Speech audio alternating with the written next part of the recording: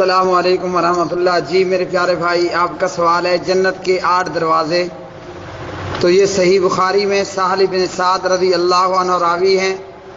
سہل بن سعد فرماتے ہیں نبی صلی اللہ علیہ وسلم نے فرمایا فی الجنتی ثمانیۃ ابواب، جنت میں 8 دروازے ہیں، یعنی جنت کے 8 دروازے ہیں۔ ان میں سے ایک دروازے کا نام ریان ہے، الریان۔ اس میں سے روزے دار ہی گزریں گے۔ اسی طرح سیدنا ابو ہریرہ رضی اللہ عنہ راوی ہیں، نبی صلی اللہ علیہ وسلم نے فرمایا جس نے اللہ کی راہ میں 2 جوڑا چیز خرچ کی اسے جنت کے دروازوں میں سے بلایا جائے گا اور کہا جائے گا کہ اللہ کے بندے یہ بہتر ہے، یعنی ہر ایک دروازے سے اسے کہا جائے گا اس دروازے سے آؤ یہ بہتر ہے، دوسرا کہے گا یہ بہتر ہے۔ نمازی باب الصلاۃ میں سے، مجاہد باب الجہاد میں سے، روزے دار باب الریان میں سے، صدقہ دینے والے باب الصدقہ میں سے بلائے جائیں گے۔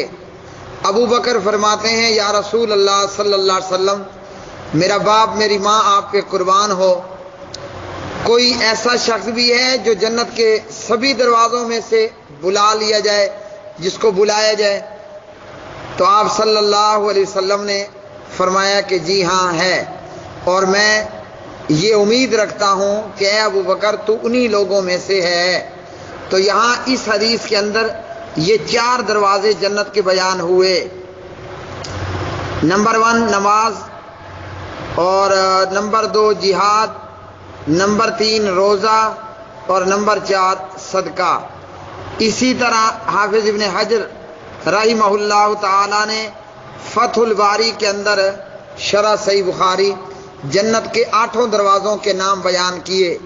نماز باب الصلاۃ، باب الجہاد، باب الریان، باب الصدقہ، باب الحج، باب الایمن، باب الکاظمین الغیظ، اور اسی طرح والعافین عن الناس، باب الذکر او باب العلم۔